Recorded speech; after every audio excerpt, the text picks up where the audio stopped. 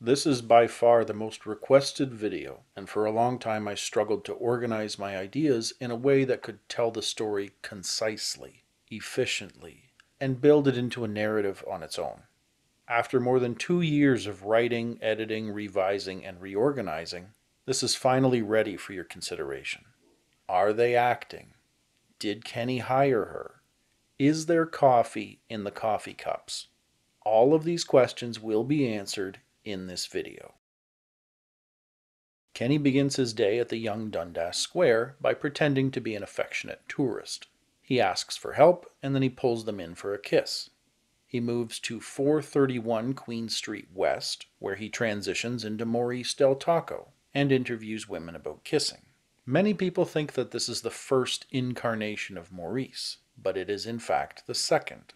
Maurice Del Taco first appeared in Kenny Hotz's Papal Chase. He wears a Bundeswehr patch on his undershirt. Bundeswehr is the armed forces of Germany, which includes the Army, the Navy, and the Air Force. What's the connection? Maybe Maurice is some kind of European boy toy for the military? I know that Kenny backpacked across Europe, and I know that Kenny likes to put things into the show that remind him of his life, such as the bridge behind his teenage home in Better Parent, and favorite restaurants. So I'm going to assume he applied it in that sense, to preserve memories of traveling across Europe. As long as we're talking about European memorabilia, a German subscriber once told me the license plate in Kenny's room is from his hometown, Oldenburg, Germany. Since then, Sebi has indicated in the obese commentary that he was the one who brought it back from Germany. Kenny moves on to 139 Cumberland Street, and he begins using a puppy as bait. He ends his day kissing tourists at Casa Loma, a Gothic castle-style mansion in Midtown Toronto. It's now used as a period house museum and a museum to the Queen's Own Rifles of Canada. Kenny's strategy is two parts. The first is to be aggressive and dominant. He doesn't wait for the woman to kiss him. He grabs the woman, he kisses her. The second part of his strategy is the key to his success. He maintains a disarming element within each pitch. A goofy, harmless tourist whose culture includes kissing. A cartoonishly stereotypical gay man who he knew would be perceived as being harmless to women. A puppy whose owner must be a caring, loving guy. And finally, targeting elderly women. For that last one, it's less about disarming and more about playing it safe. Elderly women are less likely to reject a welcoming kiss on the cheek. Spenny's plan is the opposite. He articulates what he is hoping to receive, and he passively waits for any woman to donate to his cause. The irony of Spenny's strategy is that if he weren't trying so hard to accentuate the non-sexual nature of a kiss, women wouldn't be so repelled by him. Just by using the word non-sexual, he makes it sexual. Interestingly, repelling women was likely part of his strategy. More on that later. He starts by picketing around the young Dundas Square. Then he changes to a louder begging platform where he crosses paths with Donna. It is important to understand that off-camera, Donna is an actor. She is a professional theater artist, playwright, and drama teacher. However, just because she's an actor doesn't mean she's acting here. That being said, there are three competing theories for Donna. Number one, the benevolent stranger theory. This is essentially what the narrative wants us to believe, that Donna is a stranger to Spenny. She genuinely takes pity on him and tries to help him win. They develop a blossoming romance, and Spenny ends up letting his paranoia push her away. Donna is doing all of this in a selfless manner with no benefit to herself.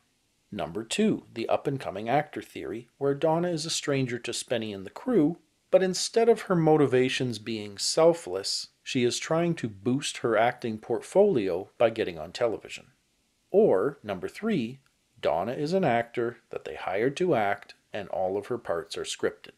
Again, Donna is credited on IMDb for being an actor in a short film, and her social media credits her in the theater community of Toronto, but that doesn't necessarily mean that she is acting. She could be the benevolent stranger that also just happens to be an actor.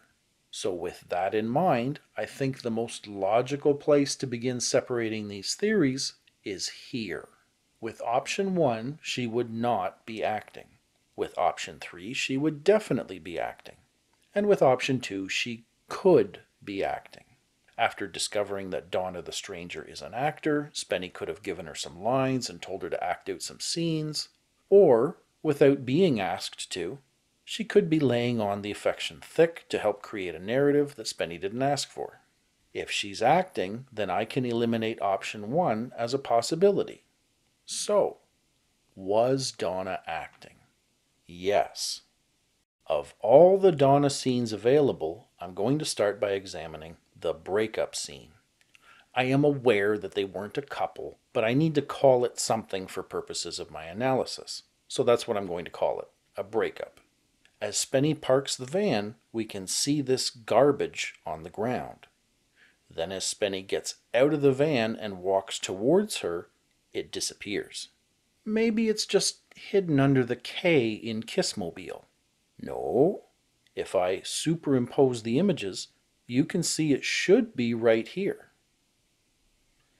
Then, as the conversation concludes, it comes back. We have a beginning with garbage, an end with garbage, and a middle without garbage. Well, what does this mean? Maybe it's some kind of reshoot where they shot the scene, then they had to come back at a later time and shoot it again. No, it's not a reshoot. Think about this. What is a reshoot? A reshoot is when the original footage is damaged or otherwise unusable, so they have to reshoot the scene. That's not what this is. This footage is fine, and this footage is fine, so if it can't be a reshoot, what is it? This is a second take. You know what? Call me in like 5 years or something when you grow up and you get your shit together. Cut. Okay, let's do it again, but with more drama this time. Spenny, breakup scene, take 2, action. Hey, I got you something. You can cut the act. Indeed, cut the act. This is an act. A benevolent stranger coming to Spenny's aid and then becoming the victim of a paranoid delusion would not give up the time to do a second take.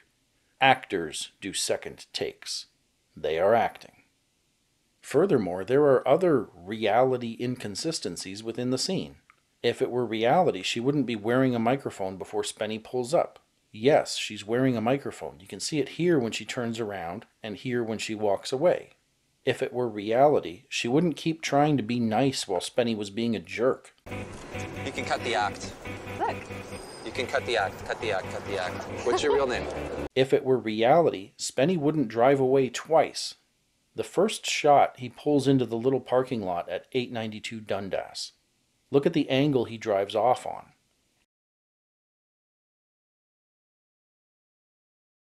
Then, a moment later, he's driving down the street by Donna. This is Spenny making it look like he's driving away, and this is Spenny actually driving away because the shoot is complete. If it were reality, Donna would still have the t-shirt. She storms off with it on take 1, garbage, but then in the next shot she doesn't have it anymore, and the microphone that was on a minute ago is gone.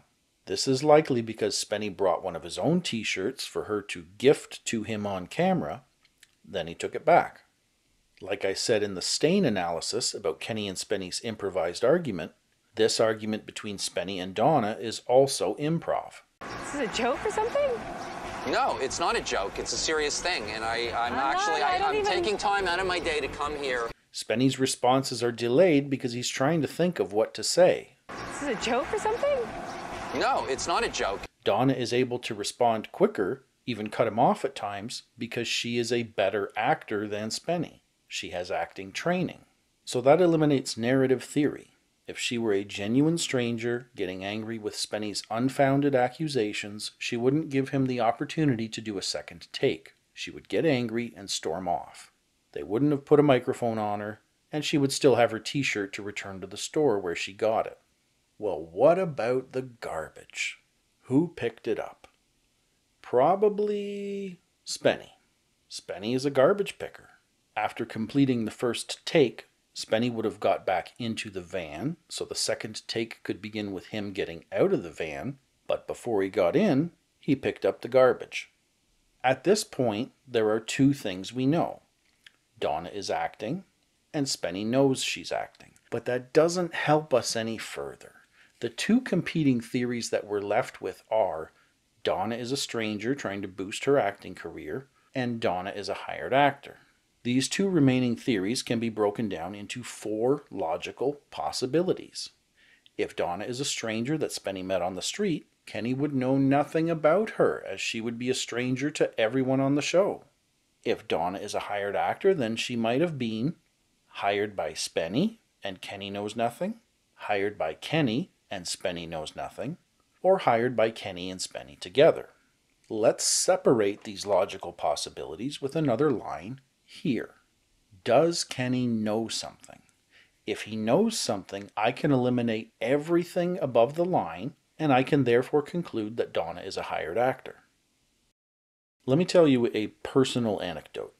When I was in the Army, I had an excellent instructor named Master Corporal Hearn. He had rules for his classroom. One of them was, don't ever lie to me, and another was, don't ever bullshit me. And then he asked us, who can tell me the difference between lying and bullshitting? Lying is when you say something that's not true, and bullshitting is when you try and convince me that it is true. This is Kenny lying. That's real. Yeah. He just says it as if it's a matter of fact. You f***ed Catherine Stockwood while I was seeing her? Yeah. And this is Kenny bullshitting. Once you feel the paralysis, you should actually remove the octopus from the skin. When Kenny bullshits, his body has certain tells. His eyes get wide, his right eyebrow goes up, his forehead wrinkles, and he uses these wild hand gestures. Check the Stain episode to see the most prominent example of Kenny bullshitting. Don't give me that. Don't give me the tilt of the head. No, honestly. None of this counts. Oh, no, that total. What are you talking about? It's an old house, man. That happens all the fucking time. Wide eyes, right eyebrow up, hand gestures. That's why I think this scene in Stain is real. If Spenny knew the rock was going to be thrown, and this scene is acting, Kenny wouldn't exude his subconscious tells of bullshitting. He is genuinely trying to convince Spenny that a rock fell off the house. Therefore, Spenny didn't know the rock was coming. That scene is real. There are more examples all over the series. First to be mean when he spits coffee on Spenny. No, I think the competition's over. it was a total. And in Black Guys when he swears the footage is real. There's tons of that shit. There are other examples, but I'm going to save them for their respective analysis videos. Let's apply this lesson to the Kiss episode. Honestly, I had nothing to do with... I didn't hire anybody. I didn't, get any girl to pretend she likes Spenny. Well, Spenny's not in the room. Who's he trying to bullshit? Us. He's breaking the fourth wall and bullshitting the audience that he doesn't know anything about her. Meaning, he does know her, and Kenny knowing her would make her a hired actor. If she was a stranger that Spenny met on the street, Kenny genuinely wouldn't know anything about her and would have no reason to try and convince the audience of that. Instead, he tries to bullshit us that he knows nothing, but is betrayed by his subconscious tells.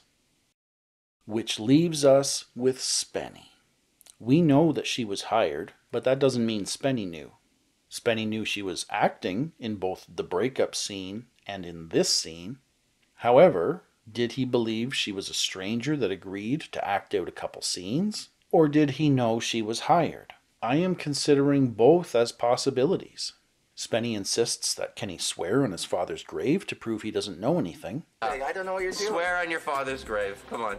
I swear on my father's grave. I don't know what's going on. Kenny uses swearing on his father's grave as a means to con people into a lie in a future episode. I swear on my father's grave and I swear on my family name. It's totally real. Since these guys are lifelong friends, is it possible that Spenny has seen Kenny swear on his father's grave as collateral in a lie before? Does that mean Spenny knows Donna is hired and he's just acting along with a manufactured narrative? Why does Spenny look to Donnie for approval when Donna asks to join in?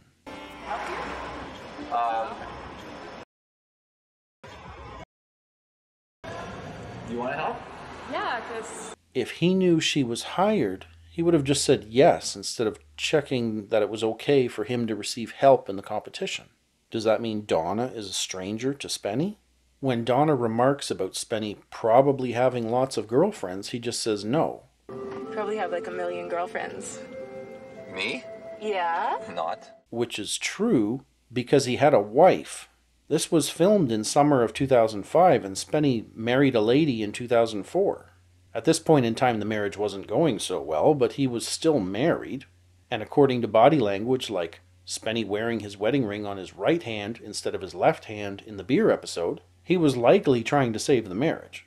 Why didn't he tell her that? Does that mean Spenny knows Donna is hired and he's just going through scripted beats? Since I can't tell if Spenny was in on it, let's discuss why Kenny alone would hire Donna. Narrative.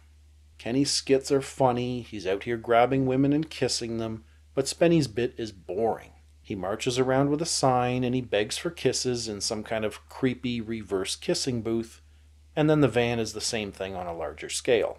That's Spenny's contribution for the entire 22-minute episode. Cringy begging.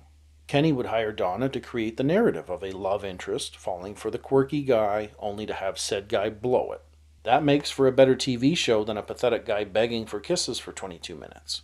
Now, there is actually a more practical reason for hiring Donna, which makes narrative construction more of a byproduct for hiring her, but we'll cover that at the end of the video. There is much more that we need to expose before that can be made clear. So let's talk about Kenny versus Spenny's most debated scene.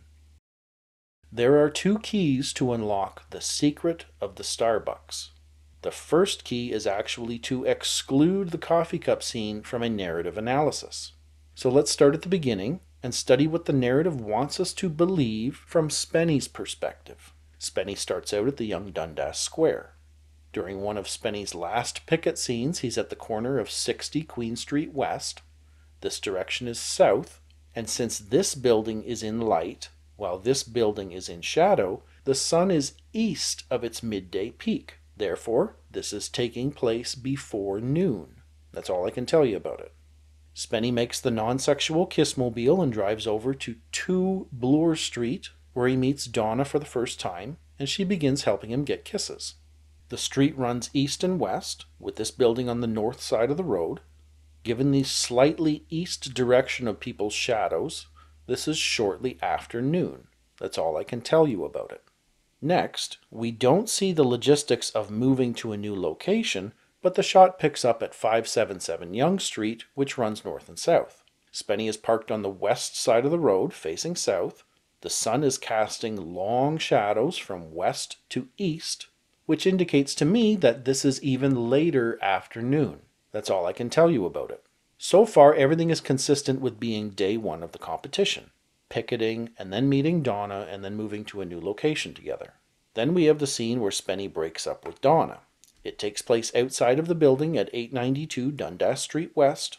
This building is on the north side of the road, and with the shadows taking a small lean in the east direction, it's about noon. Maybe slightly after noon. This is consistent with the breakup happening the next day, which follows the linear narrative of "Will you help me tomorrow too? Yes. Do you think Kenny put her up to this?" Confrontation with Kenny, and finally breaking up the next day. Now, let's add in the coffee cup scene. This is also shot at 577 Yonge Street, but the van has moved. It's a lot closer to the signpost here than it was when they first started filming. Well, okay, that's not a big deal. Maybe they took the van to lunch and came back.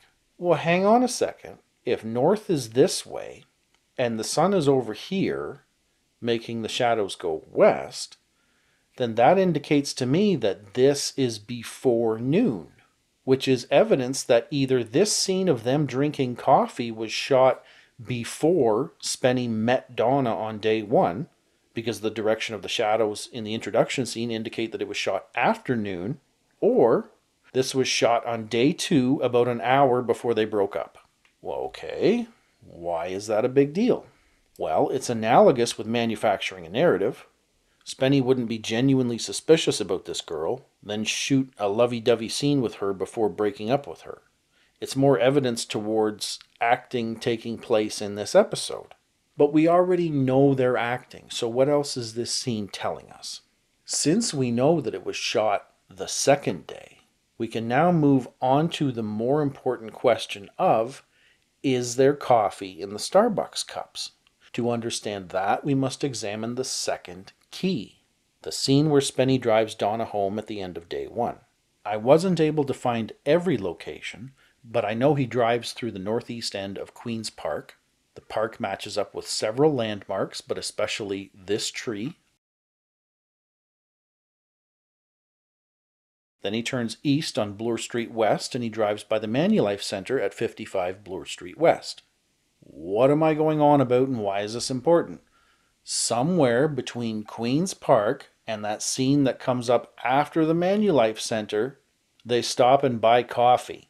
The cups are not there during the drive through Queen's Park. We don't see the cup holder during the Manulife Center drive-by, and the cups are there in the scene after.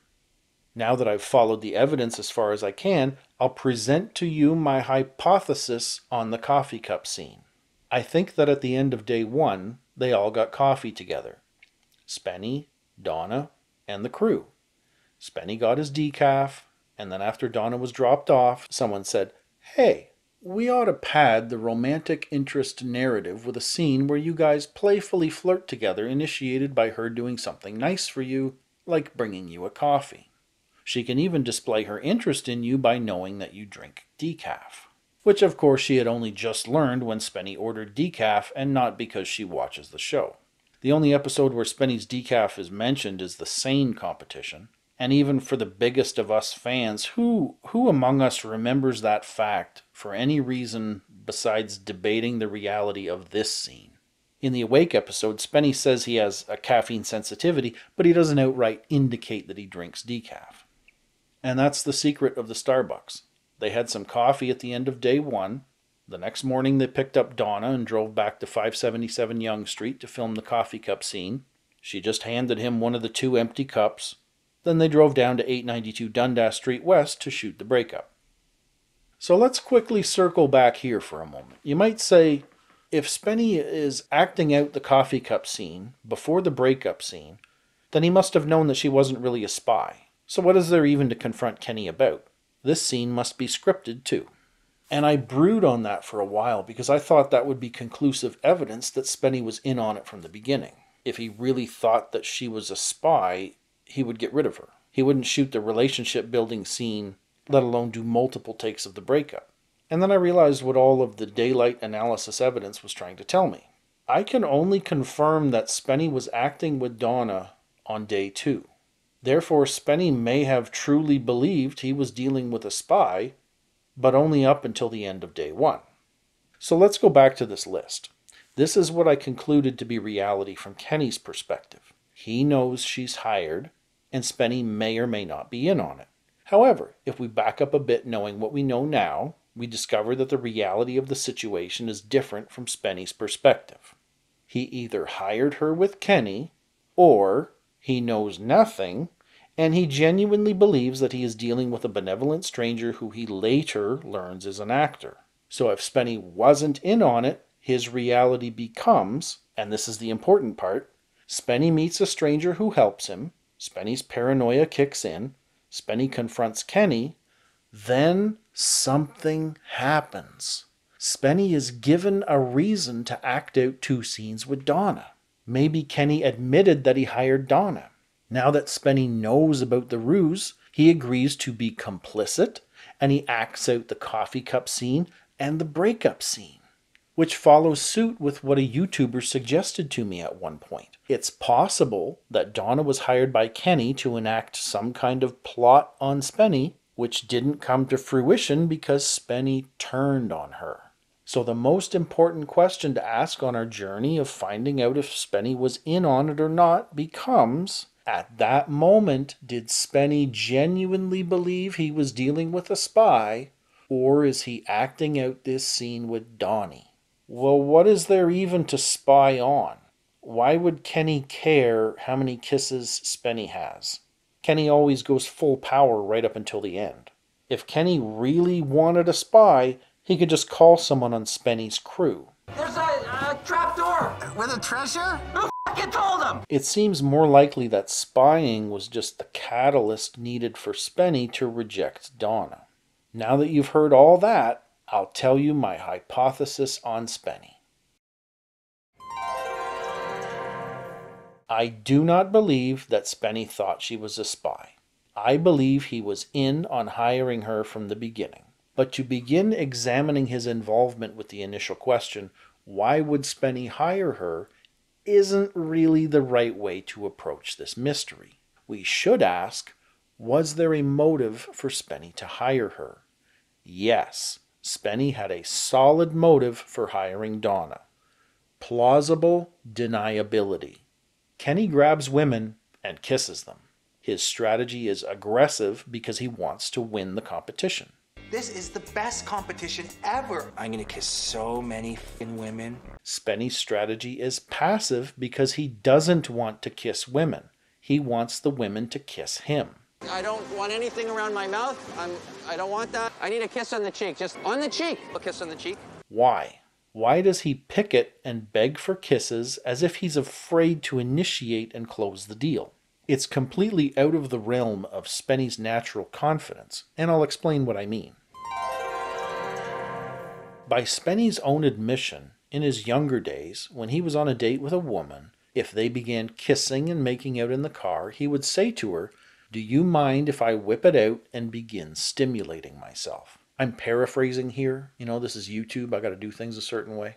He goes on to say that 9 times out of 10, the woman would become so aroused that she would either take over stimulation or begin third base or maybe even the home run, which is, of course, 10 points. So what's my point? Spenny is a guy who is not afraid to whip it out in front of girls. So why is he so bashful to kiss them? Well, I actually already said it. Because Spenny was trying to save his marriage at the time. And it's hard for a man to save his marriage when he's going around kissing dozens of women for a television show. I believe he was reluctant to do the show in the first place. Disgusting. Okay, I hate doing this. You have no idea. That's why it was filmed last, according to me. And that's why Kenny and Spenny together brought in Donna. So Spenny can parade around and appear to participate in the competition while at the same time repel any woman who might have kissed him. Once Donna comes to his aid, he can claim that any kisses he received were a result of her efforts instead of his own attempts to solicit and seduce women. When he inevitably kisses Donna, he can claim to his wife that he was acting for the show's narrative. The episode ends up being okay for the viewers, and Spenny gets to save face with his wife. I thought about elaborating deeper on that, but you get what I'm trying to say, right? The man was trying to save his marriage. He couldn't be seen out here grabbing women and kissing them like Kenny does. He had to employ some kind of deeply passive strategy that gave him an out with his then wife. Well, what about this outlier before Donna showed up? Well, what was he going to do? Tell her, actually, no, don't kiss me? He had to keep up with his act. Now, I know you're going to point out how Spenny banged this girl while he was still married. He banged her much closer to the divorce, when he had lost hope of recovering the marriage and he considered himself to be single. I don't think these events are equivalently comparable. So, is the episode fake? The short answer is irrelevant. What is fake is the more important question. What can I absolutely, positively, without a doubt say about the show's reality? The narrative of Donna being a benevolent stranger is constructed. She was hired by at least Kenny, and in my opinion, also Spenny. The coffee cup scene is scripted, or improvised, whatever you want to call it. They needed a scene where Spenny and Donna bond, so they created it after the fact. The breakup scene is also scripted or improvised. They did multiple takes of the breakup scene. Also, the conclusion. Regardless of the constructed narrative, Kenny really won this competition. He really kissed more women than Spenny. But he was always going to win. Spenny had no interest in participating in this competition. Which leads me to the most important conclusion that I have to make in this analysis. Donna's role was not to help Spenny win. Her role was to help make a better television show, which she absolutely did. 20 years later, we're still talking about it. Does the episode contain any parts that are real? Yes, absolutely. All of Kenny's scenes are real. All the women he's grabbing and kissing are members of the public that he really kissed. They are not paid actors. They are strangers that he arguably assaulted. All of the scenes where Donna is convincing strangers to kiss Spenny are also real. The only thing I can't conclude on with solid evidence is whether Spenny was in on it or not. Either Spenny was acting from the get-go, probably, or he was brought in on it at the end of the first day. The tenet displayed in this episode is passive versus aggressive. Spenny's strategies are always very passive, very dig in and go on the defense. Who wants to kiss me? Who wants to buy a Bible? Who wants to tell me their story? Somebody tell me what crime to commit. What are you willing to do in a completely non-sexual way? Kenny's strategies are the exact opposite. His strategy is always aggressive, offensive, taking the fight to the streets. Kiss me before you go. If you're so confident, buy a Bible off me. He's out here making news, not looking for it. He commits crimes by existing in his comfort zone. And finally, Kenny is out here finger-banging people's moms. Yes, he actually did that. But not with the lady that we see on camera, because that isn't really Spenny's mom. The show wouldn't be interesting if they were both aggressive. We would just be watching two type A personalities conflicting, and it wouldn't be special, it would be insufferable. If they were both passive, it would be boring. It takes the clashing of both offensive and defensive strategies for the comedy to shine through. This is a 1-star episode, half for Kenny's schemes and half for entertainment value. That's all. So what do you think? Do you agree with my conclusion that Kenny hired her? Was Spenny in on it from the beginning? Were those coffees drunk the day before? It's been an absolute pleasure making this video. And as always, thanks for watching. Like and subscribe to help the channel, and I'll see you on the next one.